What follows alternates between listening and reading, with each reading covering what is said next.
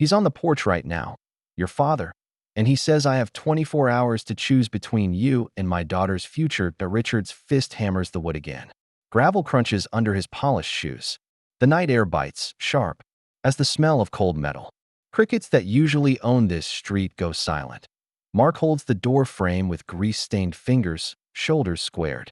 Sophia stands half-hidden behind him, veil stuffed into a hoodie pocket, shoulders trembling. But jaw set. Upstairs, Lily's soft snore leaks through the cracked hallway vent, a reminder that this house is more than four walls. It's a promise he made to his 7-year-old. Richard leans in, voice low but edged like cut glass. Open that door wider. Thompson, we're ending this runaway fantasy tonight. His gold watch flashes under the porch light's harsh glare. Mark doesn't budge. She's safe here, he says, steady. You're leaving. A muscle jumps in Richard's cheek. You fix cars. I fix futures. One email, and your loan officer forgets your name. He taps the phone in his palm. Clock's ticking. Sophia sucks in a shaky breath. Dad, stop. I'm not property. Richard's eyes slice past her. You'll thank me when this tantrum is over. He steps back, breath fogging in the chill. Headlights wash the siding as his driver eases the black sedan forward. This isn't over. Richard snaps, retreating down the steps. Door slam. Tires spit gravel. The taillights fade into the dark. Silence. Porch light hums. Mark's phone buzzes in his pocket, bank logo glowing on the screen. He doesn't look. Not yet. Mark slides the deadbolt. The metallic click echoes down the narrow hallway. Porch light glare cuts through the frosted glass, then snaps off. Darkness settles, warm and humming with the fridge's low buzz. Sophia exhales, palms flat on her thighs to stop the shaking. He'll hit your business next, she whispers. He always uses money first. Mark checks the stairs. Lily's nightlight paints a soft moon on the wall. Her stuffed rabbit droops from the banister. Safe. For now. He turns back. You're not going anywhere tonight. Couch is yours. Blanket's clean. Sophia nods. Thank you. The word scrapes out small but certain. He hands her a glass of water. The rim is cool. She steadies it with both hands. We'll figure it out in the morning, he says. A rumble of thunder rolls somewhere far off. Not rain yet, just a warning. Mark pockets his phone without reading the alert still. Pulsing on the lock screen. He knows the logo. He knows what it could mean. Not now. He flicks on the hallway fan. Air moves, lifting grease-scented work shirts hanging from hooks. Try to sleep, he adds. Sophia curls into the couch, knees tucked, eyes fixed on the ceiling. I never wanted this kind of rescue, she murmurs. Mark pulls a blanket over her. Get some rest. He pauses at the staircase, listening. Lily's slow breaths, the fan's soft whir, Sophia's heartbeat thin sniffle. He climbs step by careful step. The kitchen clock reads 12:07. Mark stands alone, mug of instant coffee cooling untouched. Radiator pipes tick as they settle. He finally unlocks the phone. Bank alert. Action required. Loan RVO. He doesn't open it. Not yet. He stares at the subject line, thumb hovering. His reflection ghosts in the black tile backsplash. Tired. Eyes, oil under the nails. A man who's already lost too much. He tucks the phone face down. Decision made. Mark scribbles figures on a crumpled receipt. Parts ordered, payroll due, Lily's camp fee. Numbers don't scream. They just sit there, heavy as lead. He crumples the paper tighter and drops it in the trash. He moves to the living room doorway. Sophia's asleep now, one hand over the silver locket at her throat. A strand of hair sticks to her cheek. Vulnerable doesn't quite fit her. It's more like exhausted courage. He checks Lily's room. She's sprawled sideways, butterfly clip half out, one sock missing. He nudges her straight and pulls the blanket up. She sighs and hugs the rabbit. Back in the kitchen, he picks up the phone again. The screen lights his face with cold blue. Another buzz, a second email from the same sender. Subject line, notice of acceleration, final. He swallows. Jaw tight. He locks the screen without opening. The porch is empty, but somewhere out there, Richard is planning his next swing. Mark turns off the kitchen light. Wait, have you ever stood up to someone who could wreck your whole life? Tell me if you've faced that kind of threat. Drop your take below, and if this hits home, subscribe, like, and share. Sunlight pushes through thin curtains, catching dust motes over the kitchen table. Lily swings her legs, heels thumping the chair. She slurps homemade lemonade, tart enough to pinch her eyes shut. Too sour. Mark smiles. She shakes her head, grinning. Sophia wraps both hands around her mug, steam fogging the rim. My wedding was never about love, she says. It was a merger. My father calls it aligning assets. I call it panic in a lace dress. Lily tilts her head. What's a merger? A grown-up deal, Sophia answers gently. The kind that forgets people have hearts. Mark rinses a pan in the sink, water hissing on hot metal. So he planned to trade you for a contract. She nods. His company needed access to a distribution network. The groom's family had it. I was the handshake. Lily leans closer. Are you staying? Sophia hesitates. For now. The kitchen clock ticks. Mark senses the weight behind her clipped answers, but doesn't push. He remembers hospital corridors, condolence casseroles left on his stoop. The day he learned kindness can be costly, and still worth it. Lily, shoes, Mark calls. Bus in 5. She bolts for her backpack, sneakers squeaking on linoleum. Sophia stands, steadying herself on the counter. Thank you for last night. For the door. For not asking for proof before believing me. Mark shrugs, wiping his hands on a towel. You look like someone who needed a yes.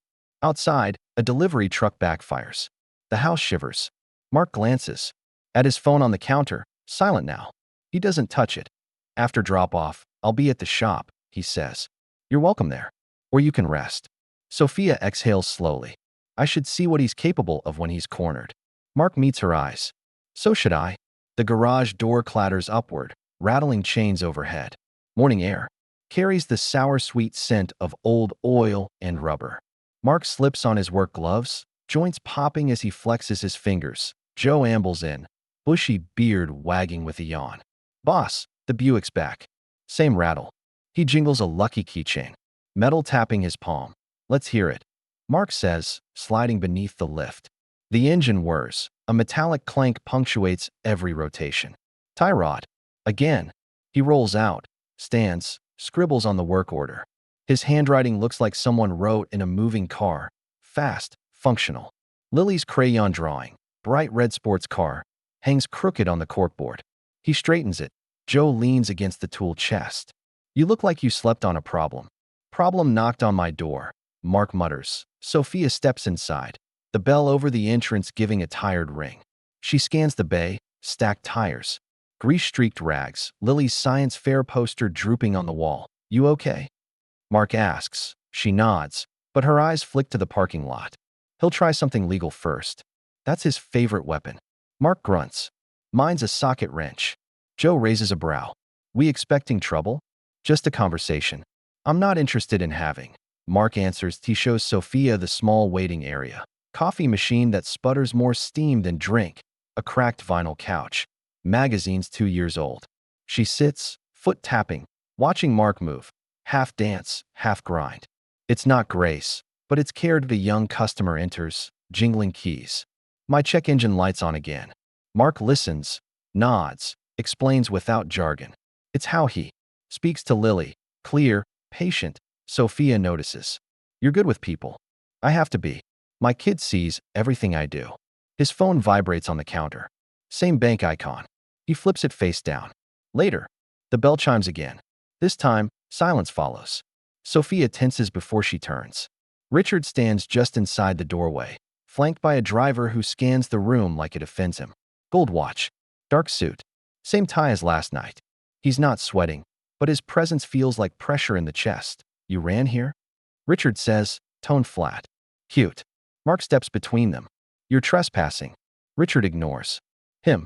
Sophia, you think hiding with a man who can't keep his book straight will save you? Be an adult. Sign the papers, apologize, and I'll pretend this never happened. Sophia lifts her chin. I'm not apologizing for choosing myself.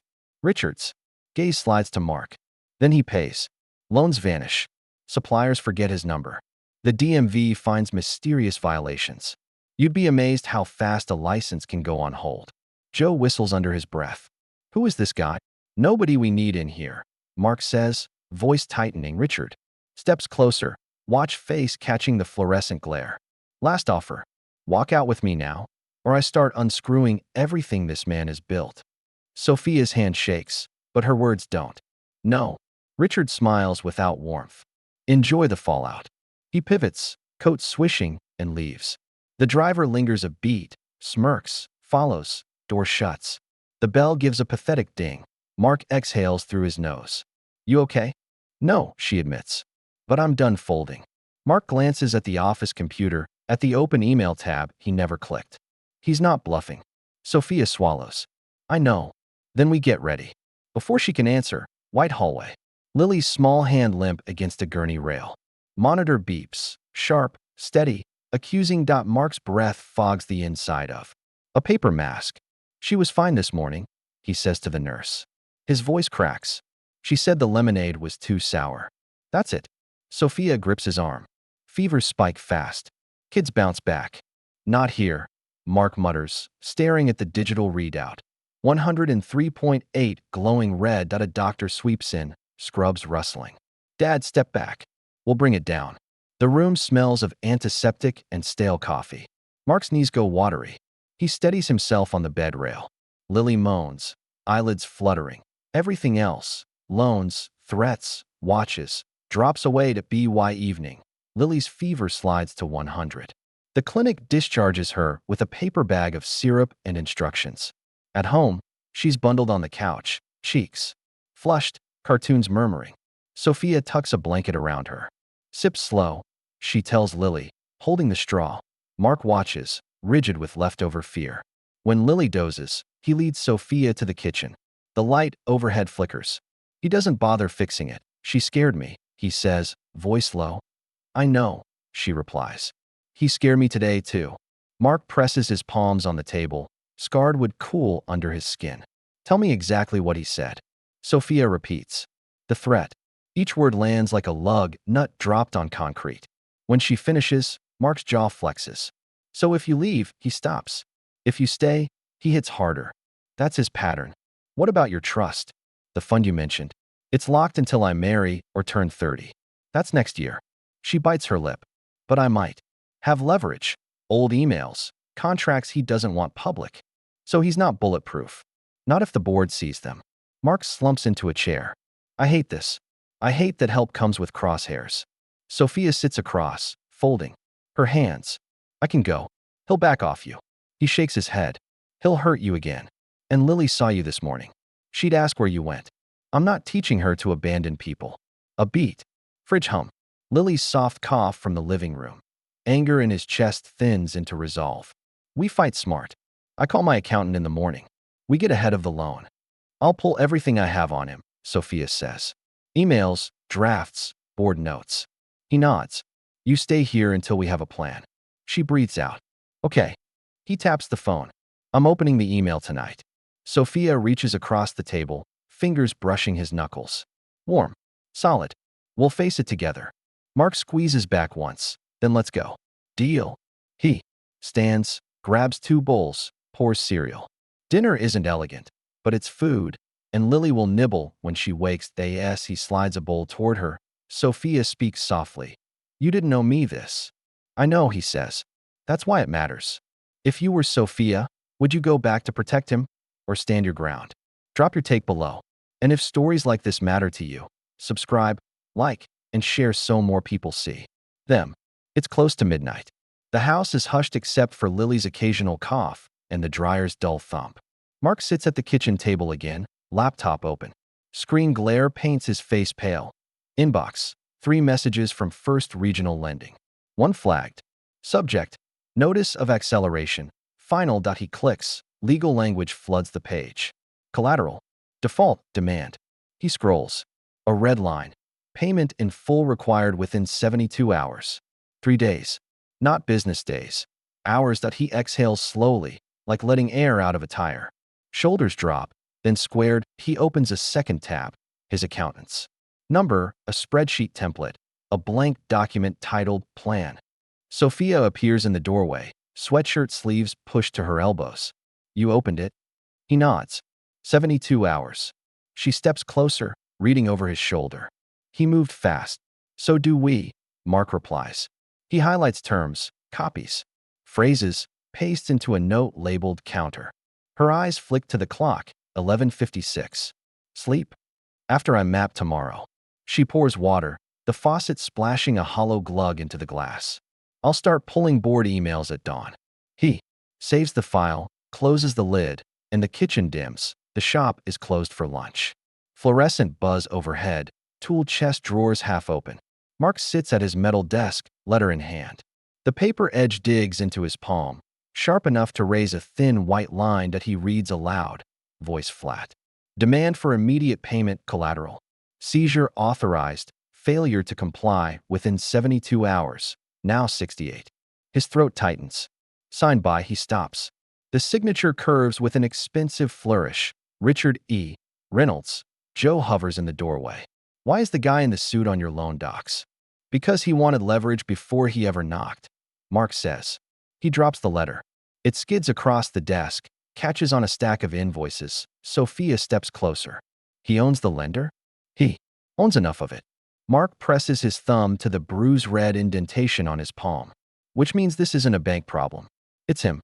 Joe whistles low. You can't pay that in 3 days. No, Mark answers.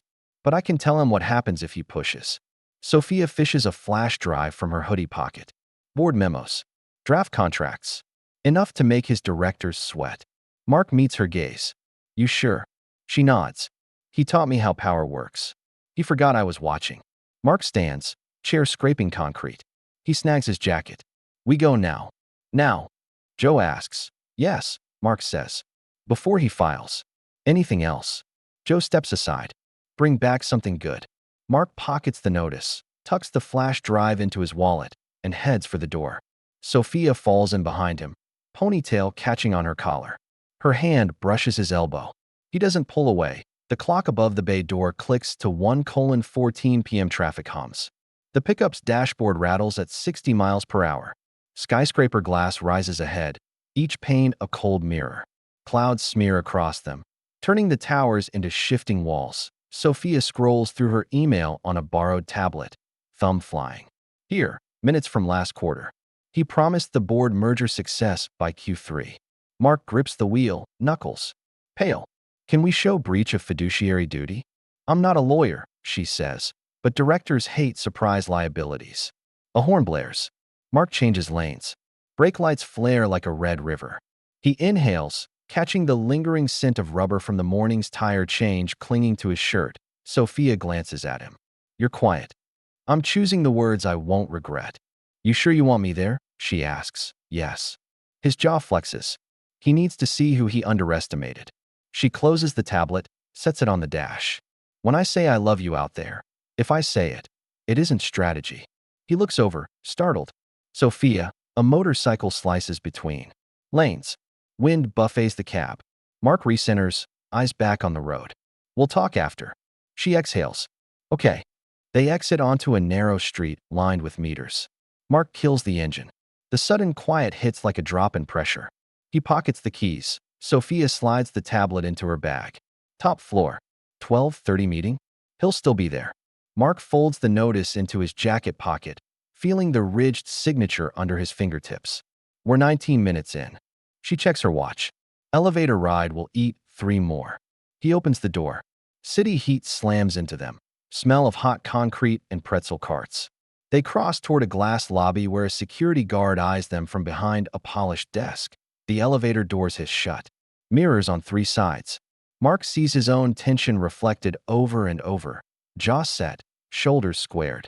Sophia smooths her hoodie, then thinks better, zips it halfway to show the blouse underneath. Floor? The operator asks. 32. Sophia answers. The elevator hums upward. Mark feels pressure in his ears. He swallows it down. Doors open to a hallway that smells like lemon cleaner. Framed photos of ribbon cuttings line the walls. Richard's face appears in at least 4. Sophia leads. Receptionist raises a pencil-thin brow. Appointment. Tell Richard his daughters. Here with the man he owes an apology, Sophia says. Her voice doesn't shake. A pause. A phone call. A nod. Conference room B. They enter. Floor-to-ceiling windows throw white light across a polished table. Richard stands at the far end, adjusting his tie. 2 board members sit stiffly.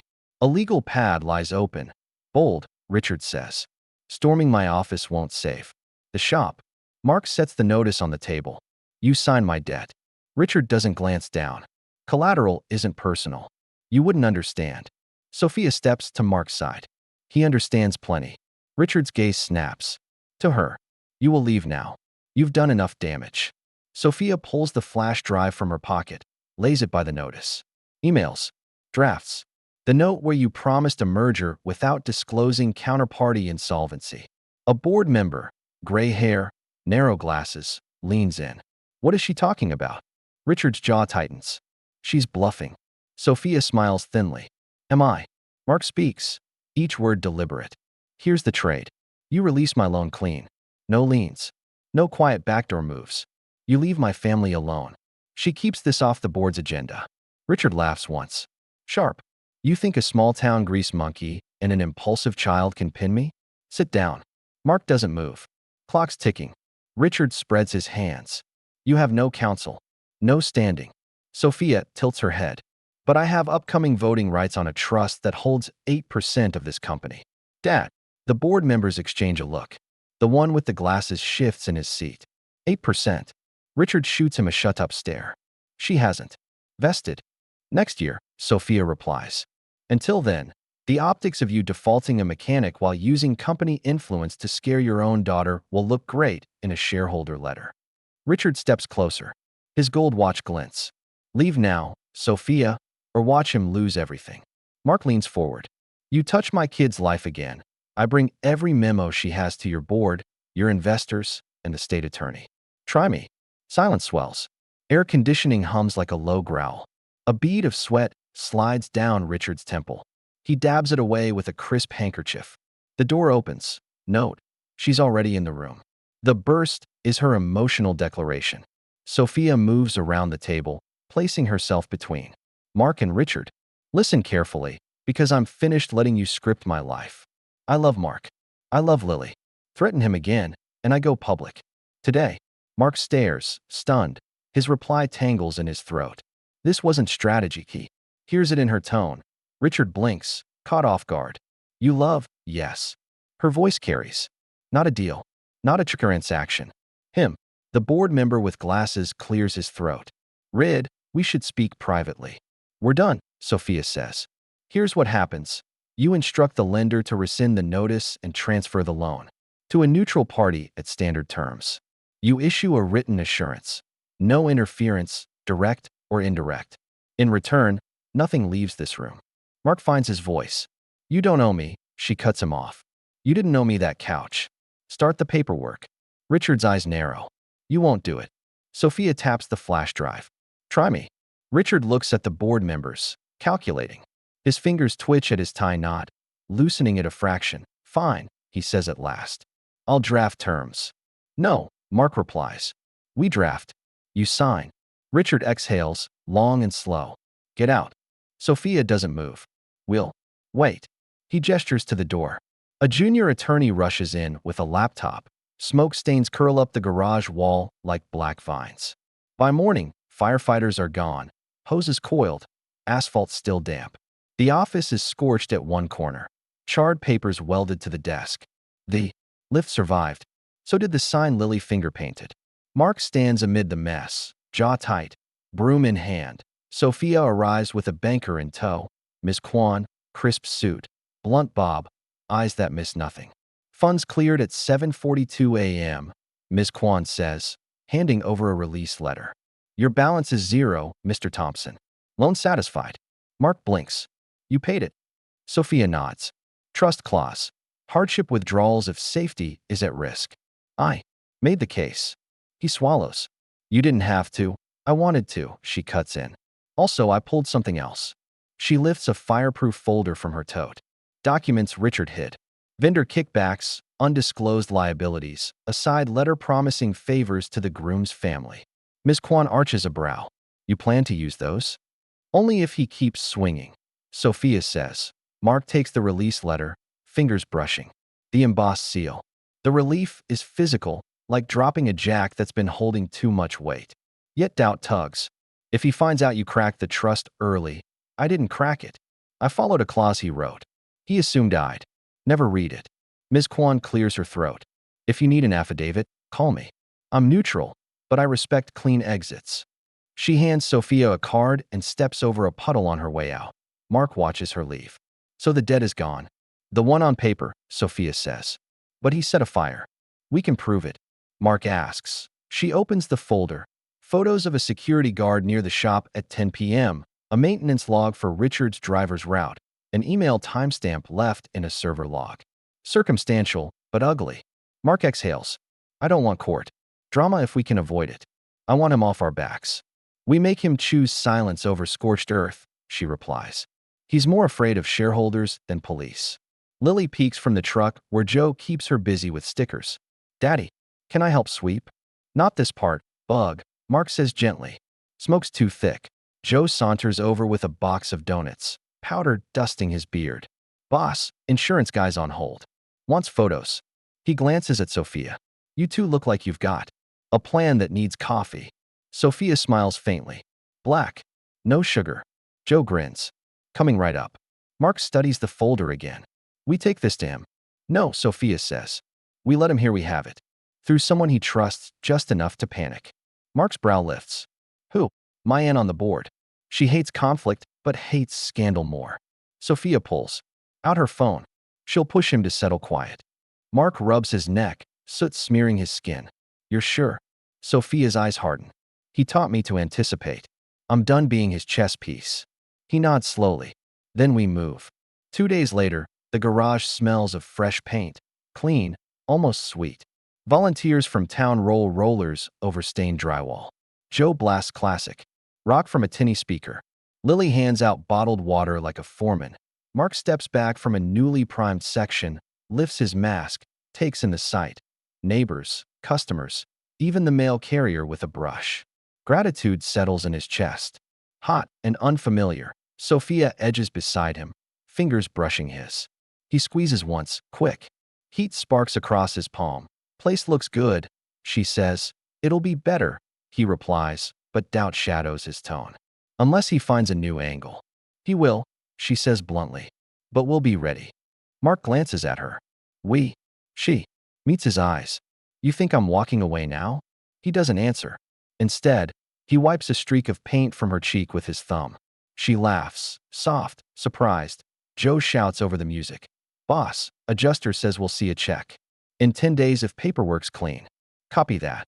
Mark calls back. Sophia pulls a printed email from her pocket. My aunt replied. She called an emergency board huddle. You're on the agenda under reputation risk. Mark grimaces. Lovely. She also said Richards. Been in damage control mode since yesterday. He knows we paid off the loan. He doesn't know how. That bothers him. Mark leans against the workbench. He'll come for you harder. I already chose, she says. He's the one still pretending I belong to his calendar. Mark's shoulders drop a fraction.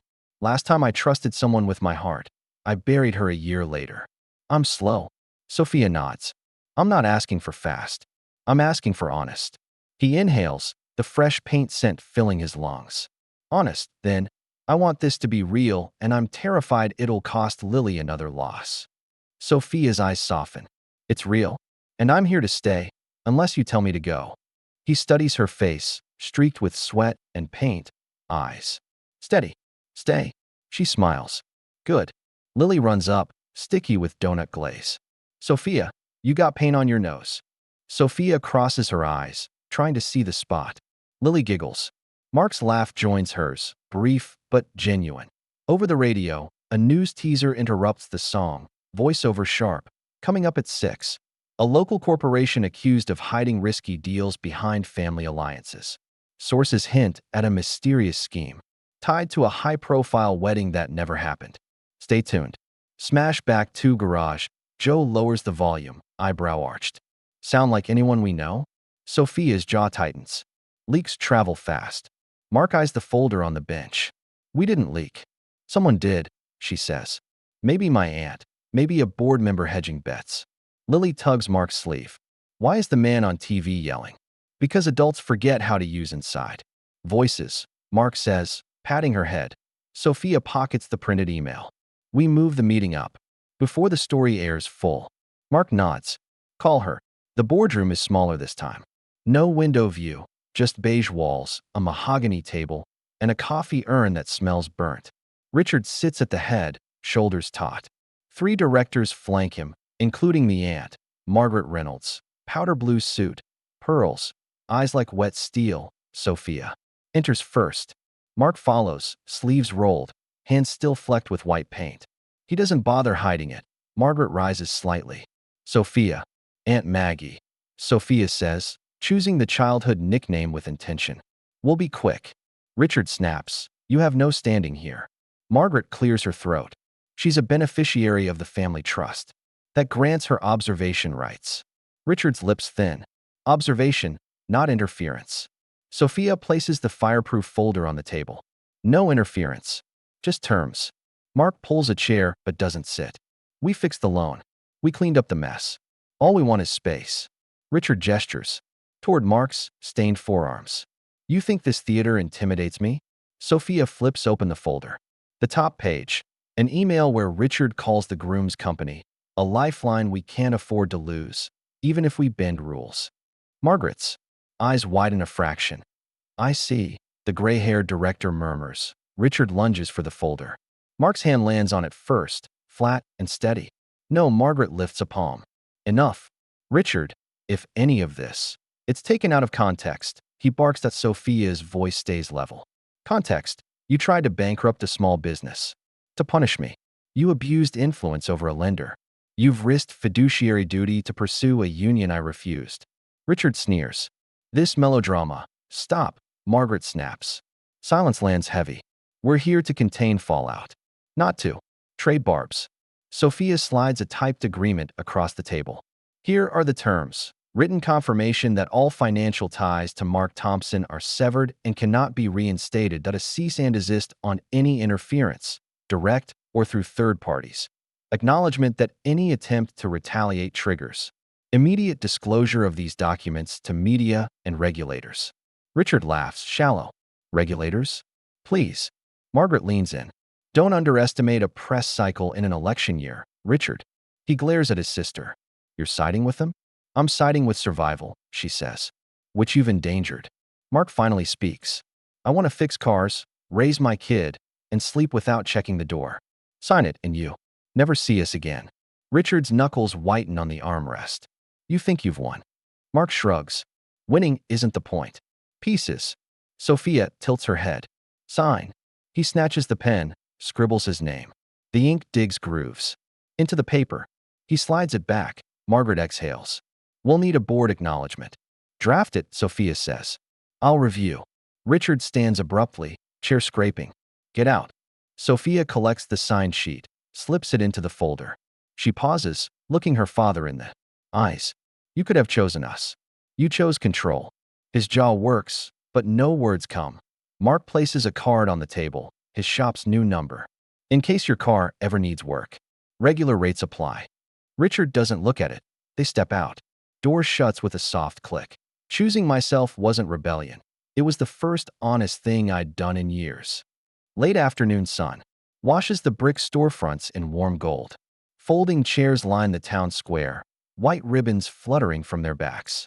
A local band tunes up near the gazebo. Lily darts along the grass aisle, sneakers scuffing green streaks into the blades. Dad, Sophia, they brought cupcakes, she shouts, voice bouncing off the courthouse steps. Mark adjusts his tie. Crooked, as usual. Joe fixes it with grease-free. Fingers for once. Hold still, boss. Today you're allowed to look sharp. Sophia stands beneath a simple arch wrapped in wildflowers. No veil. No lace train. Just a tea-length dress, pockets sewn in because she insisted on practicality. Her silver locket catches a sliver of light. She slips a hand into one pocket, feeling the folded note she wrote this morning. A promise to choose honesty, daily. Margaret arrives quietly, leaving a gift on a table and taking a seat in the back row. No speech, no announcement, just a nod. Toward Sophia that says, I saw, I learned. Richard is nowhere near the square. A mutual decision, signed and sealed in that boardroom. Distance can be a mercy. The officiant, a neighbor who owns the bakery, clears his throat. We're here because two people decided fear doesn't get the final say. He smiles at Lily. And because someone insisted on chocolate frosting. Lily raises a fist. Chocolate wins. Laughter ripples through the guests. The band shifts into a soft guitar groove. Mark takes Sophia's hands. Calloused palms meet smooth skin. His thumb traces a paint fleck still hiding near her wrist. You ready? He whispers. Been ready. She replies that he breathes out.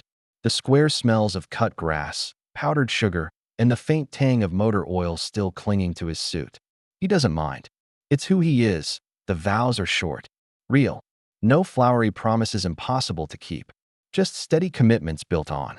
Sleepless nights, insurance forms, homework help, and a rebuilt wall that still shows a faint smoke stain if you look closely. I brought you a ring that won't snag on engine parts, Sophia teases, sliding a simple band onto his finger. He slips hers on with a grin. And I brought one that won't bend when you fist a board packet. The officiant lifts his hands. By the power vested in me by the state and the sweet tooth of this town, I now pronounce, well, you know. Kiss already. They do. It's soft, sure, a seal on a year of choices. A cheer erupts. Lily weaves between legs, waving a handful of confetti. Mom. Dad. She squeals. First time the word slips out unprompted, Sophia's eyes shine. Mark blinks hard, swallowing the lump that rises fast. The band kicks into something upbeat. Folding chairs scrape. Guests flood the lawn. Lily pulls Sophia toward the cupcake table. I saved you one with extra sprinkles. Sophia leans down. You're the best maid of honor. I thought I was a flower girl. You're both. Mark watches them, chest loosening in a way he once thought impossible. Joe claps him on the back. We made it, huh? We're making it. Mark answers. From the edge of the square, a local reporter snaps a photo. Nothing scandalous, just a feel-good piece about a small-town wedding. No one flinches. The past year trained them to live in daylight. As dusk edges in. String lights flicker on over the gazebo. Music swells. Laughter echoes between brick and glass. Warm and unforced. 2 months later, a new sign hangs above the garage door. Thompson and Reynolds Auto. Her surname added at Lily's insistence. So people know Mom can fix stuff too. The paint is crisp. The font is clean. Customers notice. Inside, the waiting area hums with chatter. A retired teacher debates spark plugs with Joe. A delivery driver watches a how-to video Mark filmed for basic maintenance, propped on a tablet. Near the coffee machine that finally makes decent brew, Sophia balances invoices and parts orders at the counter, pen tapping a rhythm. She no longer hides in hoodies. Today it's rolled-up sleeves and a torque wrench looped in her belt. She likes the weight. It reminds her she can build, not just sign. Lily sprawls on the floor with a puzzle of classic cars, brow furrowed. Where's the blue Mustang piece? In my pocket, Mark says, tossing it gently. She squeals, finishing the grill. The bell over the door chimes. A couple steps in, holding a worn flyer. We heard you give fair estimates, the woman says. That's the rumor, Mark replies, smile easy. He checks their car keys. Give me 10 minutes. Sophia leans toward Lily. Can you put these in the mail bin? She hands over a stack of envelopes. Lily salutes, running them to the slot. From the back bay, a young apprentice waves. Sophia, the torque spec on the Civic? 32 foot-pounds, she calls back without looking. The kid grins, impressed. Mark watches the flow, customers greeted by name, parts arriving on time, a ledger that finally balances without late-night panic. He steps to Sophia. We're booked solid next week. She nods. I hired another tech. Start Monday. She glances up. You okay? Better than okay, he says. I'm good. She presses a quick kiss to his cheek. That's allowed. Lily bounces over, holding a legal pad. I made a list of snacks for the break room. Mom, you have to read it. I spelled pretzels right. Let's see. Sophia says, scanning. You did. Mom. Lily repeats, testing the word again. Sophia's lips curve. Yeah. I like that it's shorter than Sophia. Lily says, matter of fact. Mark chuckles. Efficient. The phone rings. Mark answers. Thompson and Reynolds Auto. A pause. He raises an eyebrow. Oh, hello, Margaret. He puts her on speaker. Margaret's voice crackles through. Quick update. Richard is stepping down as CEO at quarter end. Health reasons. Officially. Sophia exchanges a look with Mark. Unofficially. Pressure. And exhaustion. He's quieter these days. Sophia exhales. I wish him peace. From afar. Margaret hums. He asked me to tell you he saw the wedding photo. He didn't comment. That's a comment. Mark says, perhaps. Either way, the board accepted new ethics guidelines. Last month, you lit a fire under them. Good, Sophia replies. Maybe someone else's daughter won't need to run. Margaret softens. I'm proud of you, Sophie. Thanks, Aunt Maggie. Call ends. Mark leans on the counter. It's done. It's beginning, Sophia corrects. We built something he can't pull apart. Mark nods. Yeah. The afternoon sun angles through the bay door, catching dust in the air. Lily jumps to swat at it, laughing when the specks dance away. Customers settle bills. Joe tells a joke. The apprentice drops a socket. It clinks, rolls, stops at Mark's boot. He nudges it back with a toe. Life, noisy and ordinary, fills the space. If this story hit you anywhere deep, like, share, and subscribe. Let's make sure good people don't fight alone. Drop a comment. Have you ever had to take a stand against someone with all the power? Your story could help someone else find their voice.